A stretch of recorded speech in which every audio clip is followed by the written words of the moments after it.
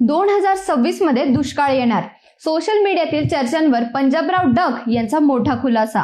गेल्या काही वर्षात मान्सूनच्या लहरीपणामुळे महाराष्ट्रातील शेतकरी मोठ्या संकटात सापडला आहे. कधी पावसाची कमतरता तर कधी अतिवृष्टीमुळे पिकांचे मोठे नुकसान झाले आहे. 2025च्या मान्सून मध्येही हाच अनुभव आला.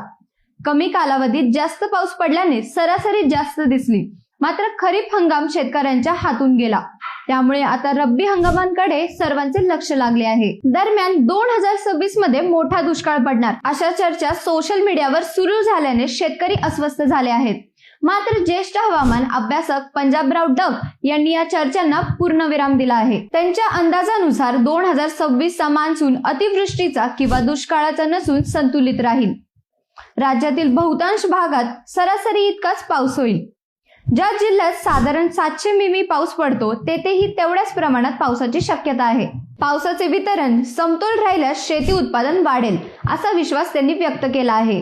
जानेवारी 2026च्या पहिल्या आठवड्यानंतर विदर्भ, उत्तर महाराष्ट्र आणि दक्षिण महाराष्ट्रात ढगाळ हवामान दिसू शकते, मात्र पावसाची शक्यता नाही. उलट हे हवामान हरभरा आणि ऊस यांसारख्या पिकांसाठी पोषक ठरेल.